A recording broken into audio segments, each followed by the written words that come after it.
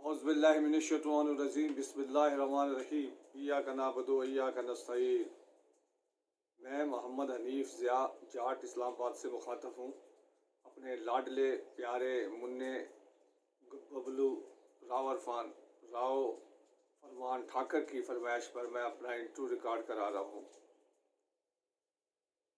Haryanvi TV channel Pakistan Haryanvi TV channel के लिए, उसकी बढ़ोतरी के लिए, उसको और देखने के लिए मैं इंटरव्यू रिकॉर्ड कर रहा हूँ।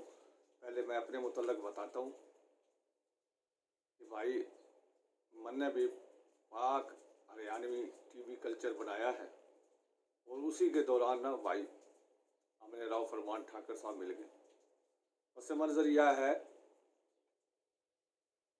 कि मैं इस्लाम लैया का रहने वाला था। लैया अपनी तालीम मुकम्मल करने के बाद इस्लामाबाद में आ गया। मेरा दादा हिंदुस्तान था, आया था ज़िला रोहतक, गांव चंदौड़, तहसील झज्जर से। लैया वहाँ के सेटल हो गया। उनको जनाब आबादकारी में ज़मीन मिल गई। मेरे ताऊ चाचा बाप पढ़े लिखे थे, हमें पढ़ाया लिखाया, जनाब इस्लामाबाद में भेज दिए। मैं सन 78 में इस्लामाबाद आया था और जनवरी 2020 में रिटायर हुआ जी। Deputy executive director from OGRA oil and gas regulatory authority थे, मैं रिटायर हुआ। मुख्तलिफ महकमा में काम किया जी।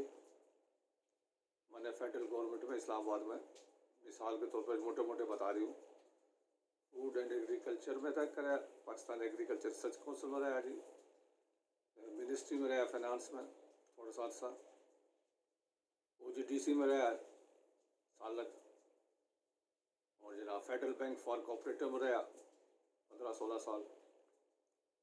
और फेडरल बैंक टूटने के बाद जनाब हम चले गए मारी गैस में। मारी गैस में 2 साल काम करने के बाद ओगरा नया नया बढ़ रहा था 2002 में, 2003 में मैंने ओगरा ज्वाइन कर लिया, तो फिर रिटायर हो गए जनाब।